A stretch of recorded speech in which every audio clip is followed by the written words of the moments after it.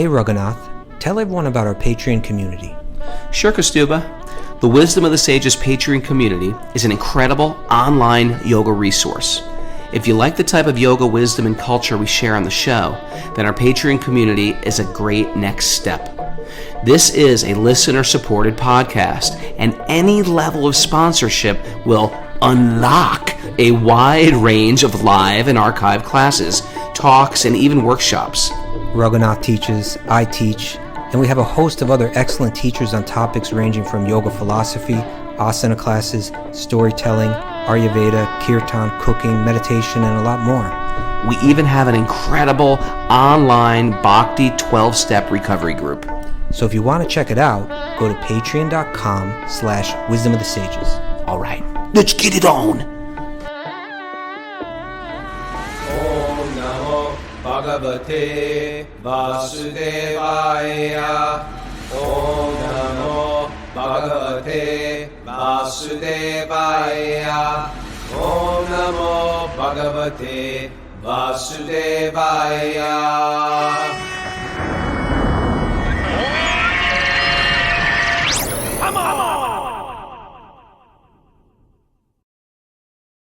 Live from Super Soul Farm, this is Wisdom of the Sages, a daily yoga podcast with your host, Raghunath, and co-host and senior educator at the Bhakti Center, Kastuba Das. Welcome to the show, everybody. Welcome to Sleeping Saturday's Q&A day. It's question and answer day, where after studying the Bhagavatam all week, questions arise. And it's a special day today because it's live. See, when you're on the podcast live, that's one thing. We call that live. But when you're actually with us doing it, we call that live. And we have a whole living room people, group of living people in our living room right now. Live. I used to call it live and in person, right? Yeah, I know. It's probably a better name, but we're going to just keep going with what we've got here. Live. And they're here live. We got a whole retreat here that's winding up today. It was quite a wonderful day yesterday. We had a really nice campfire last night, a kirtan campfire. Mara went all crazy, made her famous burritos. We got, and I want to give a big shout out in New Paltz, Krishna's Kitchen.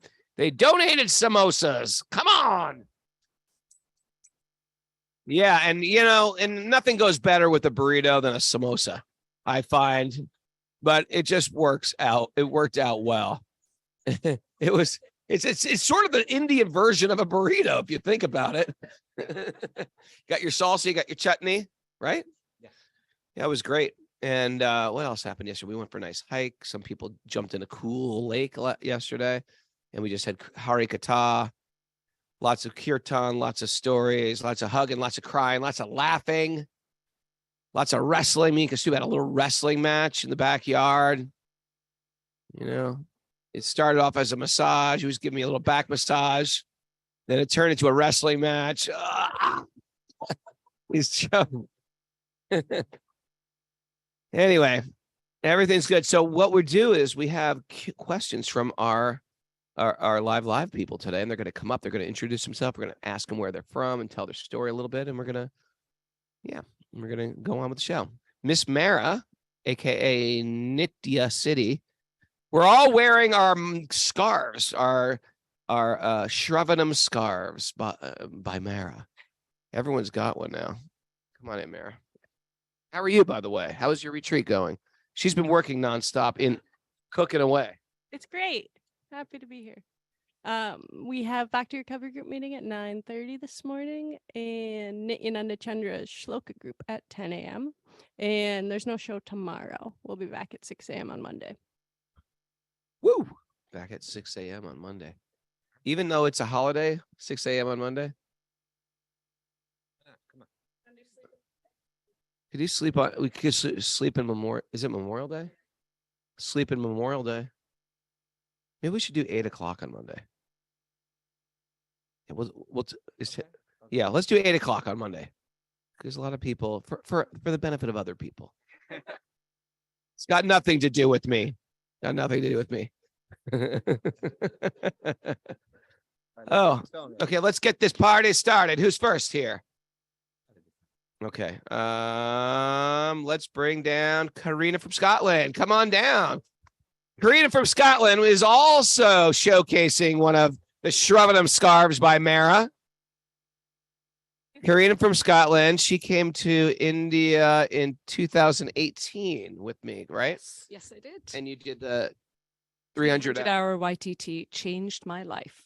Ooh. Thanks to these two. Oh, you're very kind. You're very kind. It was wonderful. And what part of Scotland do you live in? Well, I used to live in Scotland, Aberdeen, northeast Scotland. And then this man over here brought me to Atlanta. From to Atlanta. He's not, you might think he's some guy with a cowboy hat, and it's not. He's another Scottish guy himself who relocated to Atlanta, and they were high school sweethearts. Oh, no, we were together, but Sorry about that. no, we did go to the same high school, but years apart. Then we had a romance. And what I usually say is, I proposed, he said yes, then paused and said no. Thank you. And then we went our separate ways and we reconnected just a few years ago and got married. Woo. Yes. Oh, right when you came back from India with me. Okay, so I have a hand in this. Well, I decided to forgive him. I forgave the Bhakti in me decided to forgive him for saying no all these years ago. Yeah. I think it's interesting when you have people in your life and you disappear from them and they come back together. It's some strange karmic bond, huh? Mm-hmm. It's very cool. All right, so now you're a very strong yoga teacher. You live in Atlanta. I'm doing a program in Atlanta. Looking forward to seeing you then in September. And you said your daughter's into Bhakti too. Did you get your daughter into Bhakti? I'll take responsibility, yes. Right. I put her through our teacher training, introduced her to mantras and then into Bhakti, yes, for sure. And she is being initiated in a couple of weeks' time. Unbelievable. You better get your act together then. Okay. Okay, let's go down with your question, Karina G. Okay, so I keep hearing this phrase, spiritual bypassing. And I'm not quite sure I understand it, but I think we often say in Bhakti yoga, I am not the body, I am not the mind, and it can be very helpful. But if we were to say that to someone who was really suffering, let's say someone had cancer, just been diagnosed or something like that, and we said, oh, that's okay, you're not the body. Thanks for that. Yeah, exactly. And I think that would be more hurtful than anything else. But is that what was meant by spiritual bypassing? We use that instead of giving empathy. We just say, oh, it's okay, you're not the body. Maybe I'll just give a quick answer to what to say, and you can talk a little bit about spiritual bypassing. Is that all right? Thank you for that. Thanks, Karina G. Good question. So yeah, as teachers of Bhakti, which everybody, if you're into Bhakti a little, guess what? You're probably teaching it to somebody. Somebody's like, what are you into? So you've become a teacher in one sense. And so like any good doctor, you know how much you have to administer. When I came home, and when you're new to it, sometimes you give too much truth. Are we not the body? Yes. Do they need to hear that now? Maybe not. When I came back from India and, freshly shaved up in orange robes and and I came back and said, Mom, you're not my mom. You're not even my mom. That didn't work. That wasn't helping her Bhakti, right? You got to see a bigger picture and you have to know exactly. And as you get a little better at it, you become a little immature. You become a little bit more delicate in what to give a person. And according to their background, sometimes you give, just like in Ayurveda, if a person's got a headache, well, this person's got a whole different constitution with their body than this person next to them. You might give them a different herb. So the same is true is a person a spiritual person? Is a person a very fixed up devotee? Is a person an atheist? And how do they feel? They have a family? Do they have little children? You got to find that background. Now, before you give them some truth, we want to give truth, but we want to give truth that's going to help them evolve. Not just so we can boldly say, I know the truth. and here's what it is, and now assimilate that. And we got to become very expert at helping people and caring about them. You want to talk about the buzz phrase spiritual bypassing, Kostuba? Maybe just mention some quick to this is we were talking yesterday about this. There's this adage or whatever that says the operation was a success, but the patient died. And so if we just speak some spiritual truth in such a way where a person is unable to digest it, we may feel good about ourselves that we said the truth, but if it doesn't have a positive effect, then what's the point, right? Even sometimes it may turn a person off. So yeah, what we, our speech should go through certain, sometimes they say certain gates, right? It should be true, but it should also be sensitive. It should be helpful, and so on. So all these things need to be considered. But as far as spiritual bypassing, it seems to me that this is a phrase that's kind of, hey, there's the long armor of the law just showed up.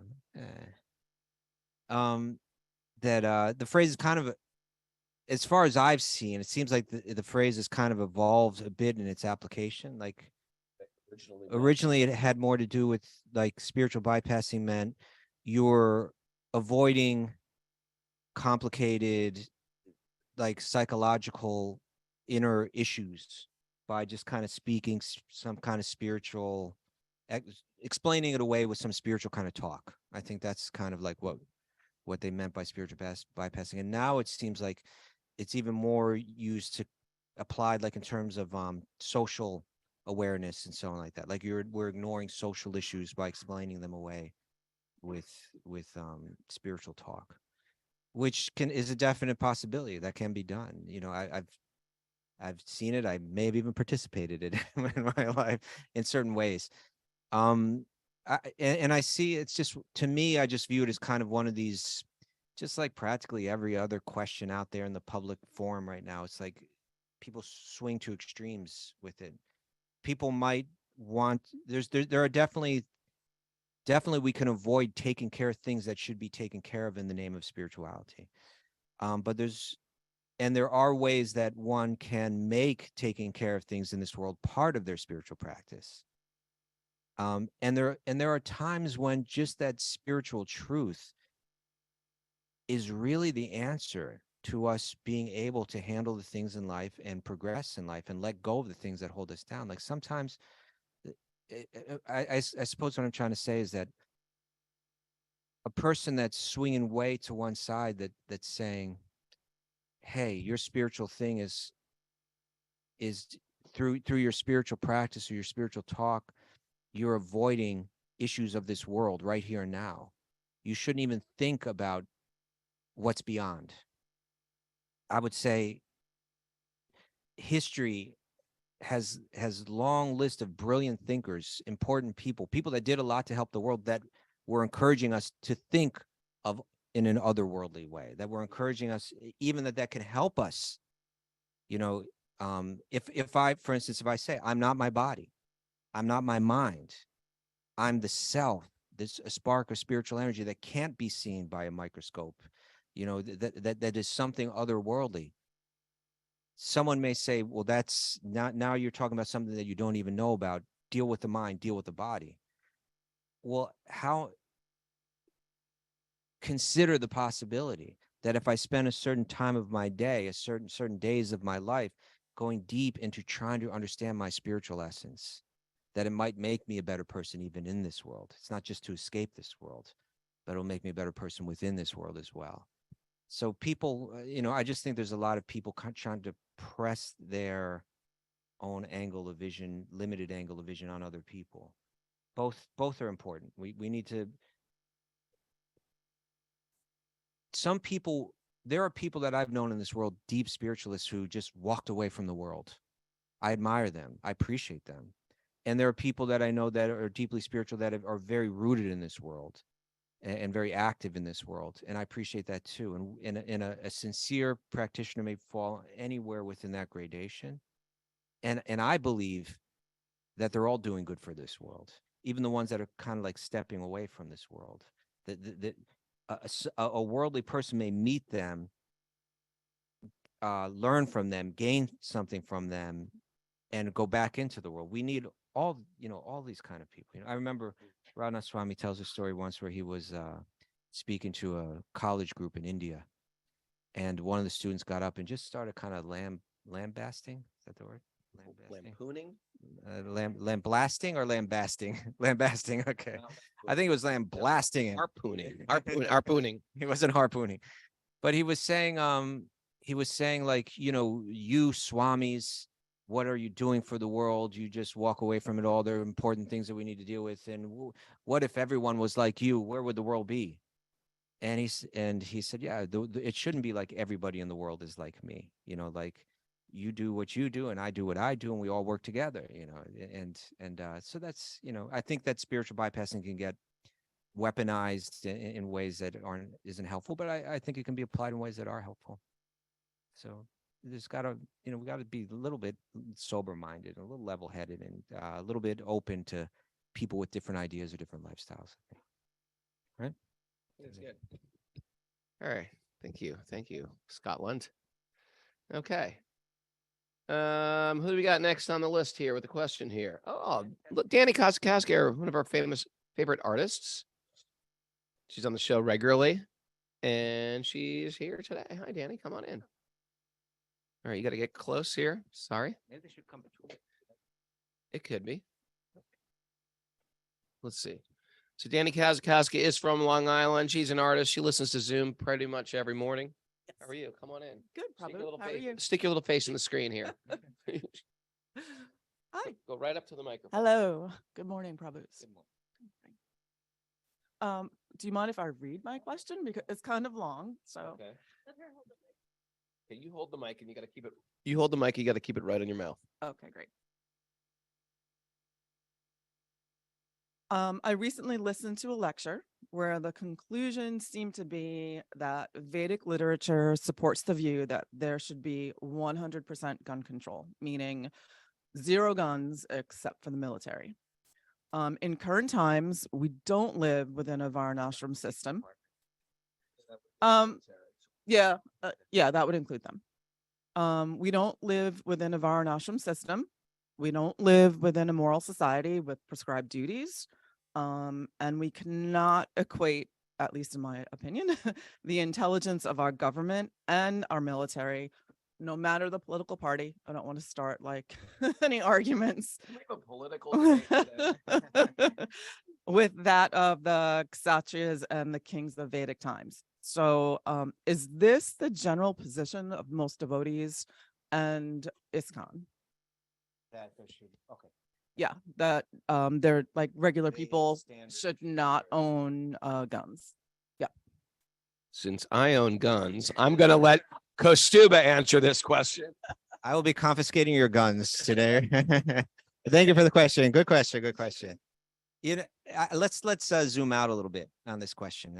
I think it's a very interesting question.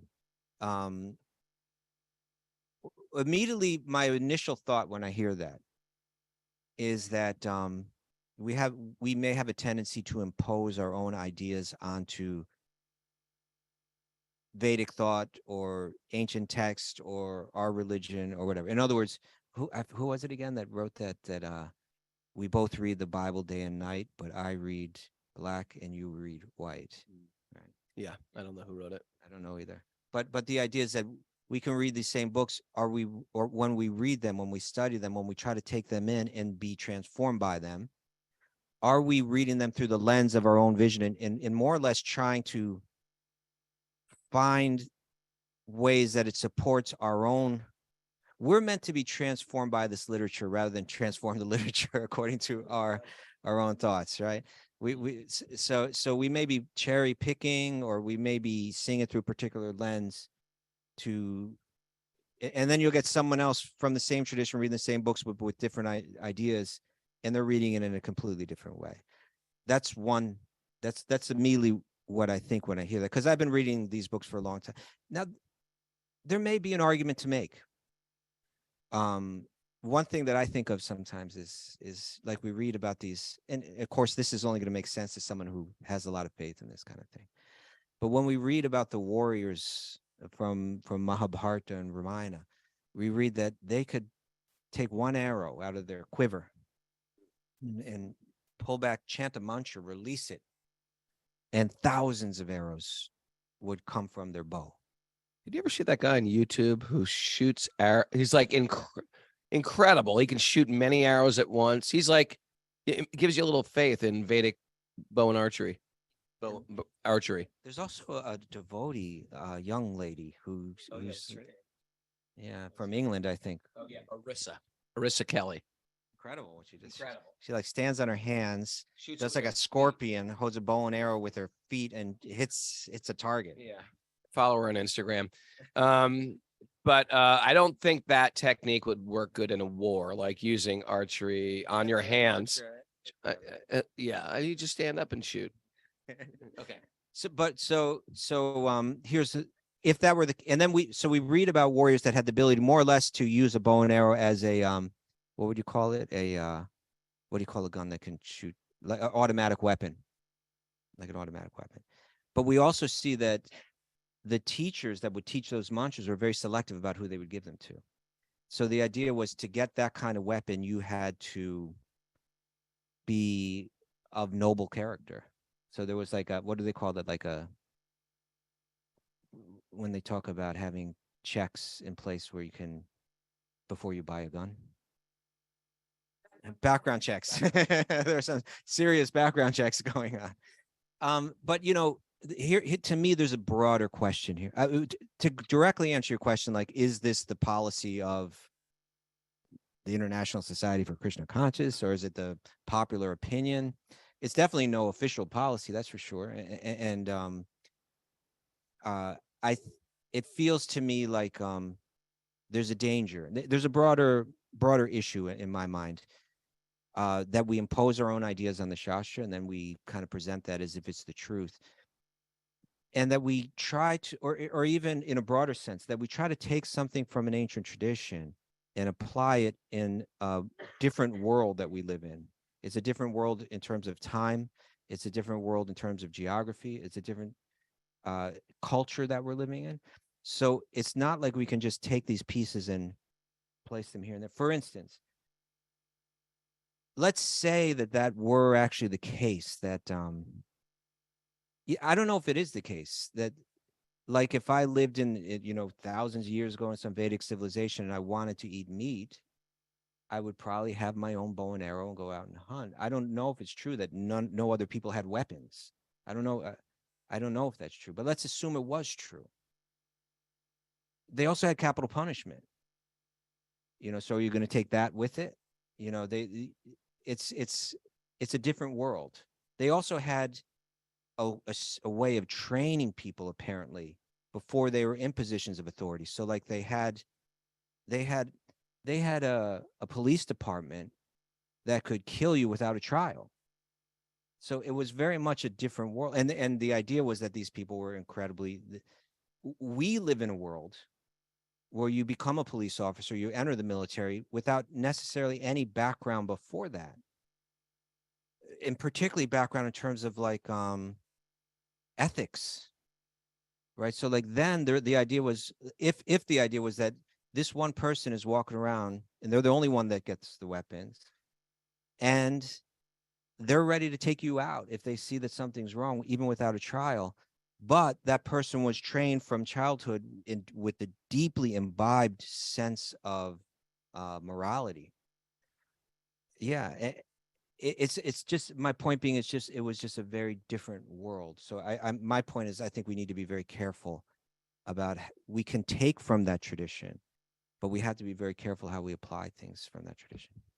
I think what Stu myself is a big part of our theory and wisdom of the sages. The main thing is to keep the main thing the main thing. And I think everyone's going to have leaned to different political sides of the spectrum. And sometimes they cause a lot of hate and disturbance and division. But as a speaker and a preacher, I'm okay with you guys calling me a preacher, even though that sounds like, oh, you're just a preacher. I am a preacher. I'm preached the gospel of the Srimad Bhagavatam. It's a beautiful thing. And I'm happy about that. as a preacher, we feel like the highest thing is to always remember Krishna, never forget Krishna. And that's going to help all people for all times. You're spiritually bypassing right now. No, just the opposite. Just the opposite. This is I'm not using spirituality to bypass the problems of this world. Spirituality is the actual solution for the world. There's no material solution in this world for material problems. You think it is. That's a whole nother thing I can freaking blow up on in a moment, but I'm not gonna. My point was, in this world, there is a dearth of spiritual life, and we have to become expert at giving people a little bit of bhakti, giving people a little bit of bhakti that will radically change their life. And I can say that because I lived it. And I think everybody in this room with me, everybody on Zoom can say that little bit of bhakti changed my life. We got to become expert at giving that away. Give away the highest thing. So if I'm giving a Bhagavatam class and I want to import my political leaning, which might be truthful, may not be truthful, we don't know.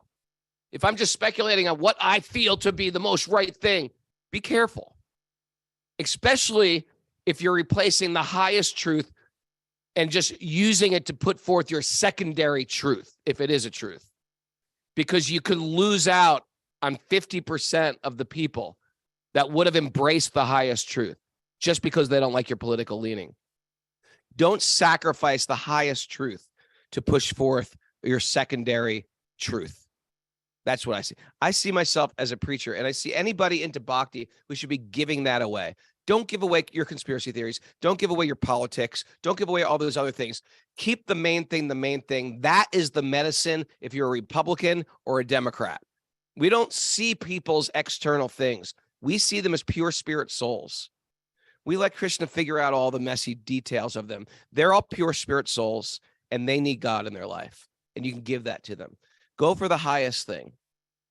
Don't sacrifice the highest for the secondary. Thank you. My name is Raghunath. Okay. Thank you, Danny Kozakowski. Okay. Who's next here? Yvette. Where's Yvette? All right. Tell her to hustle. Flag her in. I think awesome Yvette is next. She's a regular Zoomer, never misses a show. Yvette. Run.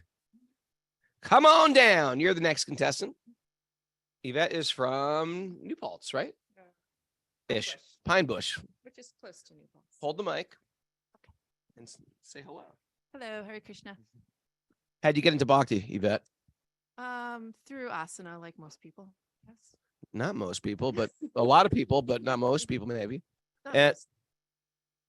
and I was going to say, and how did you get into Wisdom of the Sages? You. How me? I met you at, I think, a Himsa festival, yoga festival, Yoga festivals work for giving Bhakti away. That was a good day. and you said what I needed to hear at that time. And I Which very- was what? Now I want to be able to say it again. I think you told the story about the tapestry, like looking like a mess from the back. And I was like, oh, so I approached you after that and said, I was like, I need to learn more from this guy. And you were going to the Bhakti Center. I went to the Bhakti Center on the rooftop. And Get close to the mic. sorry. And Get close. I'm pushing it towards you. Hold the mic. Hold the mic. okay. And then I was like, you gave me, I think, the code for the Super Soul Sacred Sangha.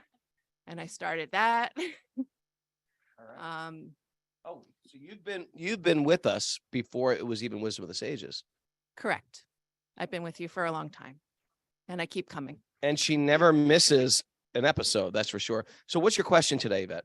So my question is, I'm dealing on a lot of places in my life with my dad who's, has lung cancer, has COPD, continues to smoke.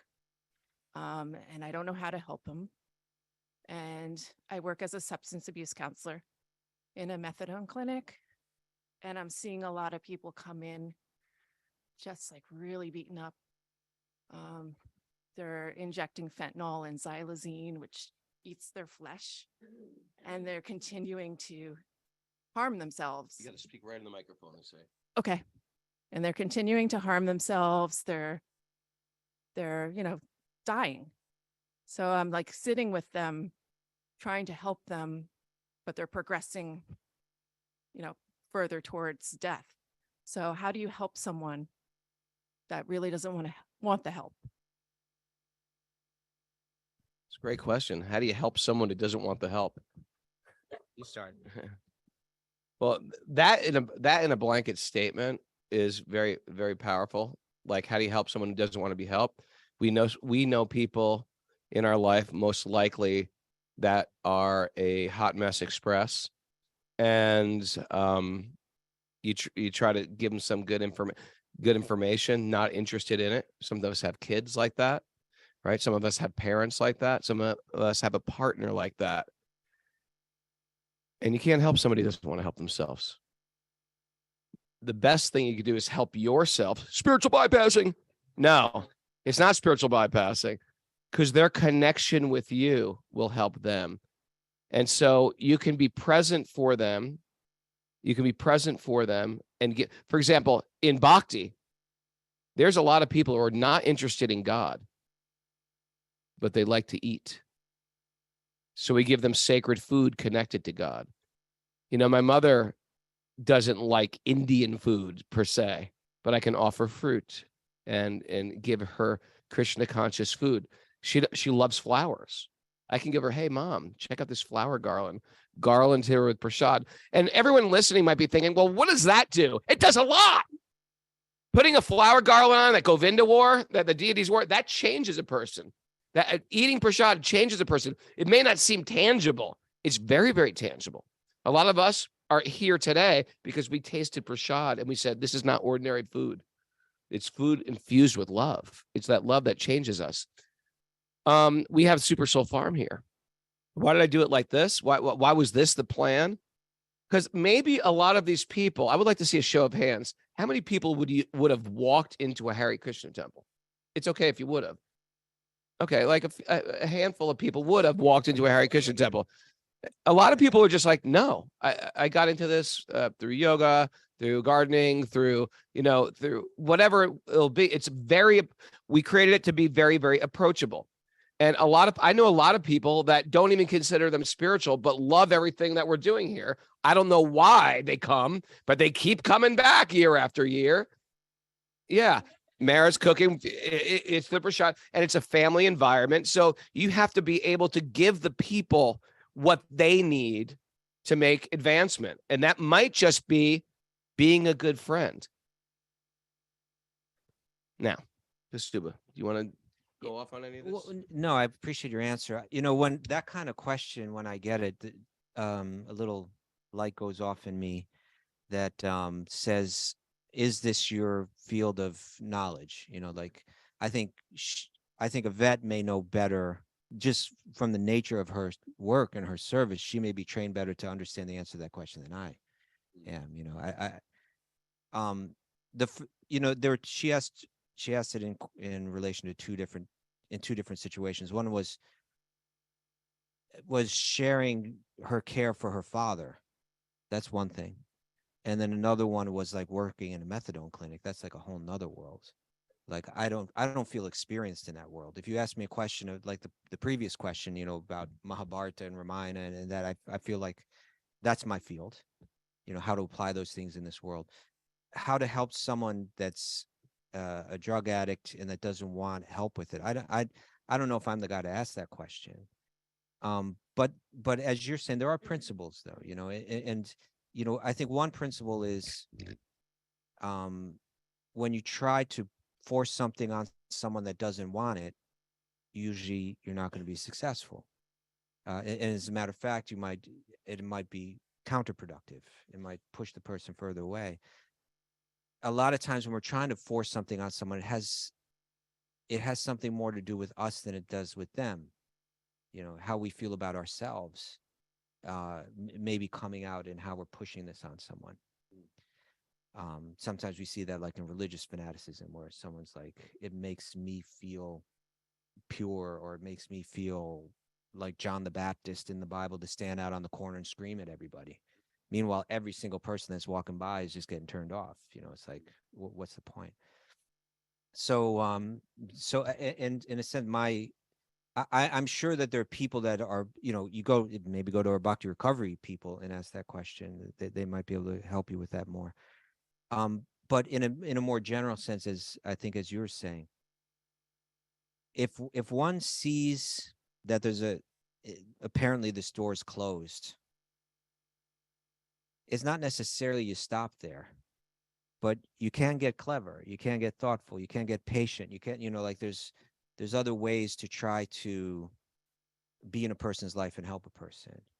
And that may, we, in our own faith, we have ideas like you're saying, like, hey, here's some prasadam. There's no better way to help people in this world by giving them some sanctified spiritual food. It's more effective than one might believe. And it touches a person and can change their life. Or, as you're saying, being their friend, being patient with them, trying to hear them, and even asking them questions, like hearing from them and asking them questions that make them think in a way that they may not have thought before, right? When you're dealing with someone that doesn't want to hear from someone else, then maybe the path is to ask questions of them in such a way where they begin to think down the path that you were trying to steer them, right? But they're going to need to do it on their own. They're resistant to getting it from another. I think it's almost like what a psychiatrist does in a way, right? They ask indirect questions, and through those questions, the person begins to reveal what they weren't going to reveal otherwise, because it's indirect. So sometimes you have to be indirect, we try to do, we try to, Bhakti yogis try to be a representative of Krishna's grace, of Krishna's kindness, of Krishna's energy, like Krishna's energy of kindness and compassion and mercy.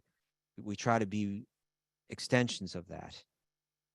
And how we do that, will require a certain thoughtfulness, right? And so I think that's just what you have to apply there. Okay, I can't tell my father just to stop smoking. He won't do it. He won't listen to me. Then that's the time to dig a little deeper. It's going to require patience. It's going to require friendship. It may require the kind of dialogue that's different than such a direct dialogue. And that's about all I have on that. Thank you, Yvette. Keep doing what you're doing. You're a good influence on me. Where'd she go? Oh, she took off. All right. Listen to this. Yeah. All right. Who else do you have for questions? Come on down, Cheryl. Cheryl is from New Jersey. Woohoo. Come on between us, Cheryl. You got to hold the microphone. You got to keep it right to your mouth. Hi, everyone. And first, tell us how you got here, how long you get into Bhakti, and all that.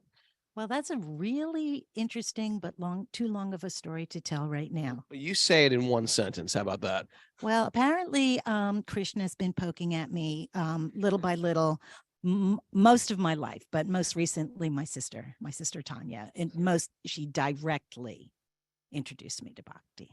So I'm very happy and thankful and grateful for that. I love my question coming right after Yvette's question, because some of your answers pertain to my question. You know what code switching is? Okay. Well, maybe it's an educational term. I don't know. I feel like on my spiritual journey, I have to code switch in order to effectively live with my partner, who I do love dearly, but is completely indifferent, not to spirituality, period. He knows I'm at a yoga retreat. That's, in his mind, all we're doing is asanas, but we're just doing crazy poses and wild exercises. Weird chanting. And yes, he knows about the weird chanting. And that's that chanting thing. Anyway, yeah, rock the Casbah. So code switching means that simply that when I'm with him, I don't know. I don't express myself. I shut off a huge part of myself. Thank you for putting it that way. That is exactly right. And out of my love for him, I'm not going to shove this down his throat. So how do I continue to advance? Code switching is exhausting in the long run. In the long run, it's exhausting. And just from an educational standpoint, for those of you who don't know, most students today have to code switch just to walk into school. Think about, you have to speak correctly. You can't live through TikTok, when you're in an educational environment. That's code switching. So, okay. We learned something from you today. Thank you. Okay. Raghunath, Good question. dealing with code switching. I preferred if you did. Okay. I think within practicing bhakti in relationships, people are different. Sometimes people want, like, if I'm going to be into this, everybody's going to be into it. All my kids are going to be into it. Yet I've met people who are just like, you know what? Bhakti's my thing. It's my private little thing. You guys go on with your life. And there's different ways. I've been in different phases of that as well, with how I approach my, with, I don't want to get too personal, but I found when I first got married, my wife was very into bhakti, and then she got completely out of bhakti. And I was like, oh my God, I'm already raising kids with her. What do I do? Do I abandon my wife because she's not into bhakti? That seems crazy. I got family, but then she got back into bhakti. I just kept on going with my bhakti path. She got back into bhakti. It's all right. And then she got out of bhakti. And it was like, I feel, and to me, I just took that as Krishna's training me to be incredibly tolerant. And isn't that what we're praying for anyway? When I'm chanting japa, am I chanting for happiness? Am I chanting for I want to be blissful, so I'm chanting. I'm chanting to become a Vaishnava. I'm chanting to become purified of my anarthas. I'm chanting to become a better person. I'm chanting to give me these qualities that great souls have. One of them is tolerance. One of them is acceptance. One of them is to see the good in others, even though they may have different opinions of you. If your partner's like thinking you're crazy, thinking you're nuts, think you're wasting your time, can I hear them? And can I just be with them?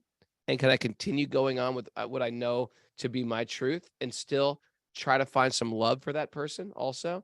And I feel like people who are in relationship with people who are not only not into bhakti, but even antagonistic, it's quite impressive to be in such a tough situation where you feel like I'm not going to be supported. Now, if the person is supporting, yeah, you do your thing, you go do your crazy woo-woo retreat. That's another thing too. That's supportive. They're not into it, but they're supportive. That's another thing. But I find that Krishna's going to give you what you need. So don't walk away from it just thinking, nope, I'm going to wait for the perfect situation. Because I've seen people who are, my husband chants 16 rounds and I chant 16 rounds and we both have the same guru and everything's, but I can't stand him. We're getting a divorce. You know what I mean? So don't think there's some formula. I think a lot of the thing is we have a lot of stuff to work on in this lifetime.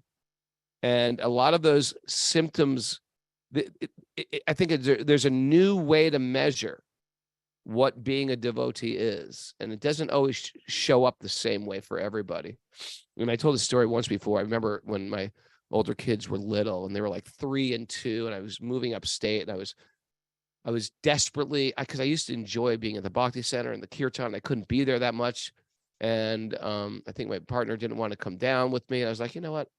I'm going to go to the, and she didn't want me to leave her and with the kids because we were little. I was like, you know what? I'm just taking the kids and going to the Bhakti Center. And I want to go to a Kirtan.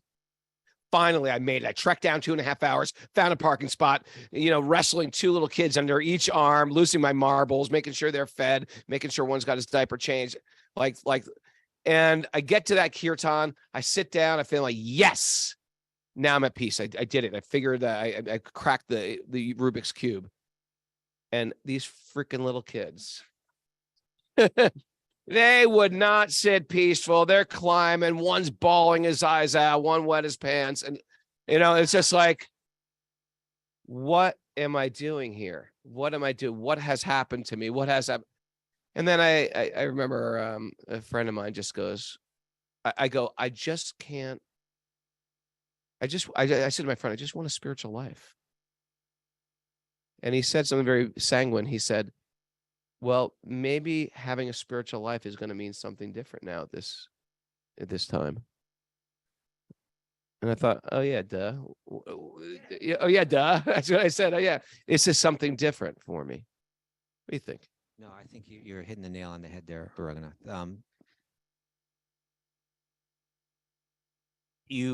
First off, I want to say code switching because it's the first time I've ever heard of this. There may be some potential real negative consequences to that I'm not aware of. Yeah, there may be something. I don't want to sit here and give a full-throated code switching. Encourage someone to do that because I don't know exactly what it means. But just again, coming back to the world that Raghunath and I are operate in, you mentioned that it's exhausting, and I sympathize with that. At the same time, if this world is exhausting, right? And so it's going to put us in. So we could try to. How can I find a way where the world won't be exhausting? But Raghunath's pointing out just being a parent is exhausting. Any of our occupations are potentially exhausting in a certain way. It doesn't mean, and I'm not suggesting we don't try to find some balance and address that. We need to do that too if we're going to be healthy and effective and so on. But I think what I was appreciating about where the direction Raghunath took it in is saying that this may not be something that you can change. Right. Yeah. And well, I mean, there's always the way, like one way you can change is going to say like, oh, I'm going to leave this man, or there are different ways one might say, I need to find a way to change this. Or one might say, I need to find a way to adapt to this. Right. And in saying I need to adapt to this, the mind may say, oh, you just kind of surrendered your spiritual life. You have a life and it's so short and you want it to be deeply spiritual, and now you've just accepted that my life is not going to be as spiritual as I wanted it to be because I'm so intimately connected with someone who's not into this. But Raghunath's point was, no, actually that adaptation could be done in full deep spiritual consciousness, right? I'm living with a person that's not accepting my spiritual practice, or at least you said indifferent, right? And yeah, so that's even that in one sense. Yeah, there's a negative way to look at it. It's like, oh, if only he were more appreciative or enthusiastic about it. But there are many, many, many people in this world where that person is entirely antagonistic about it. So yeah, so there's a bright side, but then the still brighter side is Raghunath's idea, the idea that this world isn't meant for our pleasure, it's meant for our growth, and this can become the field of your growth. And when I say that, I mean the field of your contemplation. This is the field where you think deeply about life, where you take what you've heard from these ancient texts that have a deep wisdom to them, and you apply them in your own life, in terms of your situation, in terms of your service, in terms of your emotions, in terms of how the lens that you begin to see this world through. See the situation through that lens that you take from Bhagavad Gita, that you take from Srimad Bhagavatam, and grow through it. And in this way, an uncomfortable, maybe disappointing, a sometimes hurtful but aspect of your life becomes something that you look back on at another point in your life and say, that helped me grow. And going back to the previous question, and it may be even you taking that attitude and your partner witnessing that growth, that something might change that you didn't even know about. I was thinking today, just this morning, I was thinking about my life, and I said, Krishna just keeps fulfilling all my desires in life.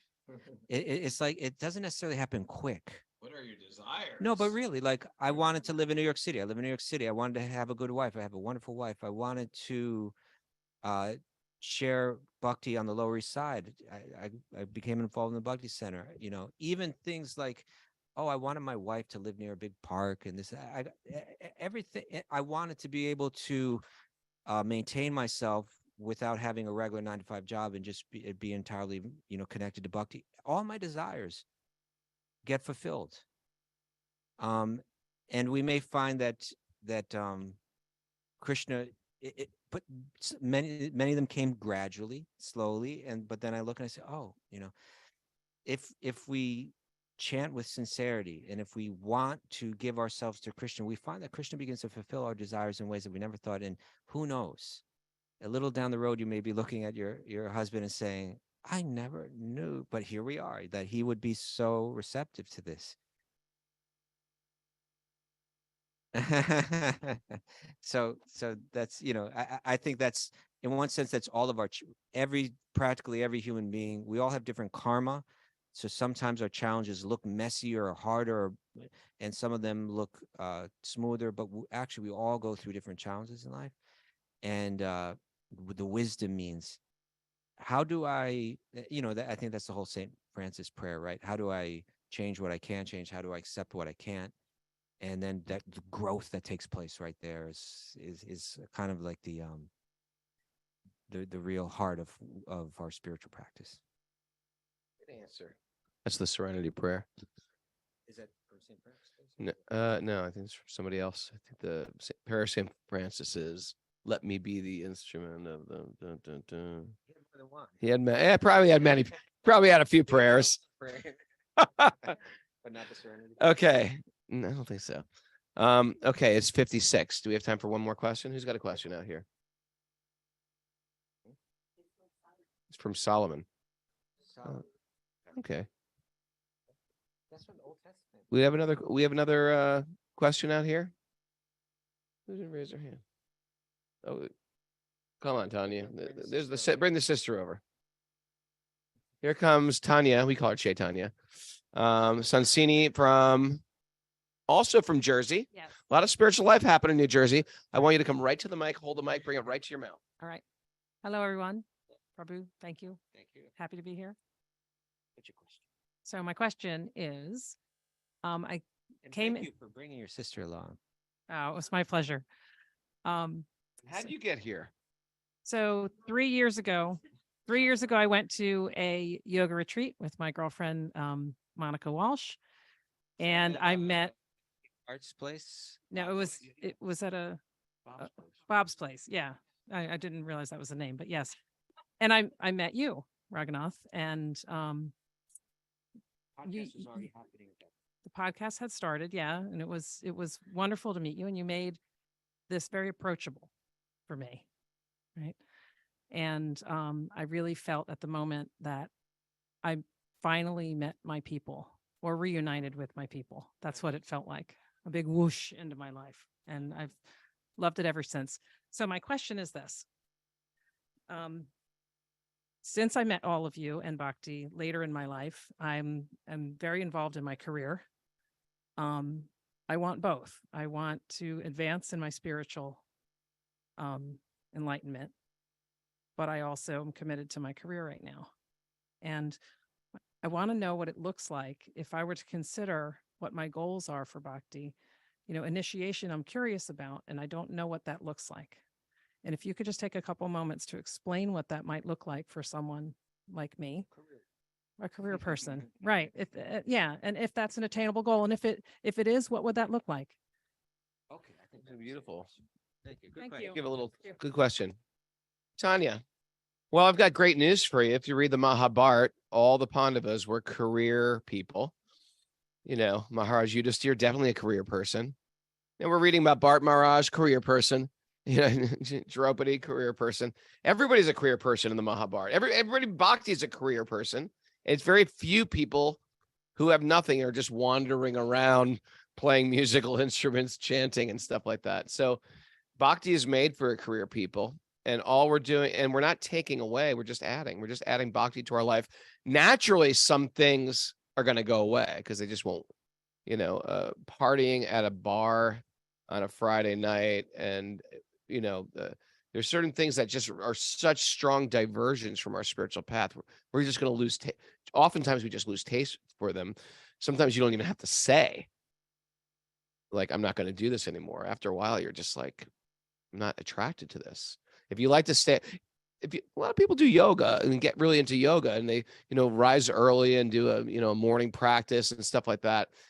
And after a while, it's like, if you're really into that, staying up late is no fun anymore. You start to experience the actual joy of rising early. So it's not about what you shouldn't do, it's what you should add. And that's how I always explain it. Add Krishna to your life, add japa to your life, add hearing wisdom literature on a regular basis to your life. Cut out the things that aren't going to help you. And certain things you say, well, I'm a little attached to that. Well, if that's a really problematic thing, then you might want to examine that deeper. I think Krishna consciousness or your spiritual path will help you shine light on what are the things that I'm attached to that I know in my heart of hearts are not good for me. And it makes you start to ask these questions. Why am I doing this? Why am I putting this in my mouth? Why am I putting this in my ears? Why am I hanging out with those people? And you start to question those things on a regular basis, and it helps you become more enlightened. That's what self-realization is. I learn about my spiritual self, and I learn about this fake self, my fake ego. I was always just trying to impress people, or I thought this was worthy, and makes us question the things that we thought were so normal. So I think that's a very healthy thing, but add the good. Don't sweat the bad right now. Just add the good. Add japa to your life, add wisdom literature to your life, add community to your life, and it will push away. And it's almost like if I have a glass of poison, I'm not worried. I don't have to worry about dumping out the poison if I just stick that glass under a crystal clear spring-fed waterfall. I just keep adding the good, and the poison will naturally get out. And then in a few moments, I'll be able to drink that water. That's what I have to say. And I'll add just a little to that. Here's some news for you. That 5,000 years ago, according to the Srimad Bhagavatam, the creator of the universe, on his knees before little Sri Krishna, began to offer prayers in which he said,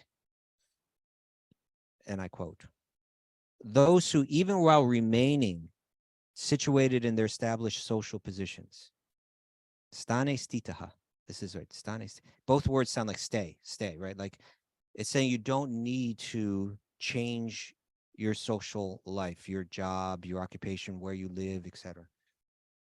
Those who, while remaining situated in their established social positions, throw away the process of speculative knowledge and with their body, words, and mind offer all respects to the descriptions of your personality and activities, dedicating their lives to these narrations, which are vibrated by you personally and by your pure devotees, they certainly conquer your lordship, although you are otherwise unconquerable by anyone within the three worlds.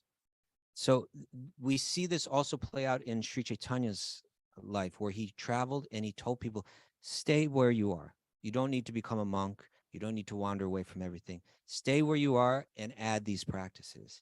So your occupation may be more or less easily connected to this practice. It's one thing if you're a yoga teacher, and it's another thing if you work in an office for Google or something like that, or whatever. But in either case, there are ways to always connect it. And there are ways, you were saying, what would it look like if you're initiated devotee and you're still doing your job? It might look something like this. It might look like your guru is looking at your life and saying, okay, let's find ways to invest wisdom and bhakti into your life so that they take root and it becomes transformative. So when you wake up in the morning, spend a half an hour reading Bhagavad Gita. Spend some good time meditating on the Mahamantra. When you're on your way to work, you're not thinking, oh, I'm going here so that I can make lots of money so I can buy the things in the world that will make me happy. You know from your contemplation that happiness doesn't come through external things. You're going to work because you know deep in your heart that by nature you are a servant of God and a servant of every living being. So while you're at work, you're going to act in consciousness of that. It may be a good day at work. Pleasant things may come your way. Unpleasant things may come your way. You're going to keep an even mind because you know that the nature of this world is that it's always shifting. People may be kind to you.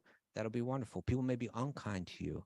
When they're unkind, you're going to respond with kindness anyway, because you're learning how to be tolerant. You're learning how to be kind, and you're going to, by doing that day after day and thinking that way, you're going to actually become a sadhu, or sadhvi. You're going to become a truly saintly person. That field that you're working in will, just like someone might wander out to the forest to contemplate, your job, your place of work can become your field of contemplation, where you're applying all these teachings and growing through it every single day. So that's what it could look like.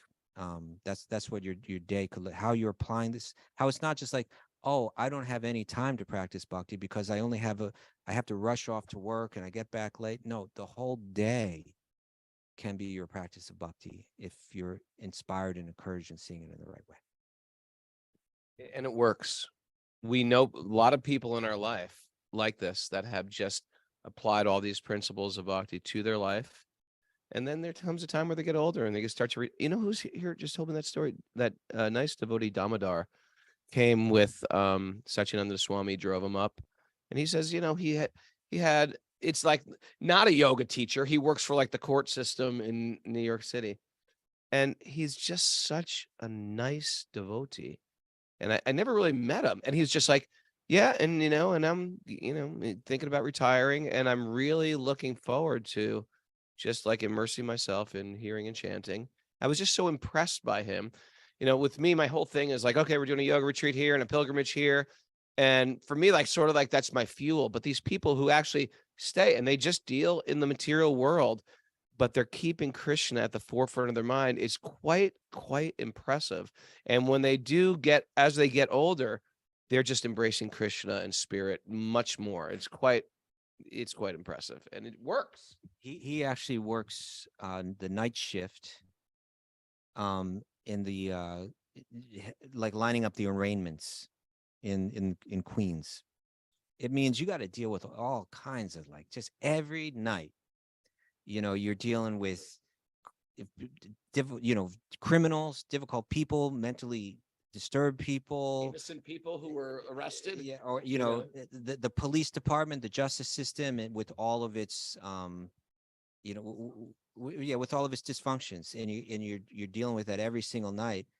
If you're not applying this kind of stuff in there, it gets real tough and depressing. And he's not like that at all. He's about one of the most gentle, kind of peaceful natured people you ever meet, right?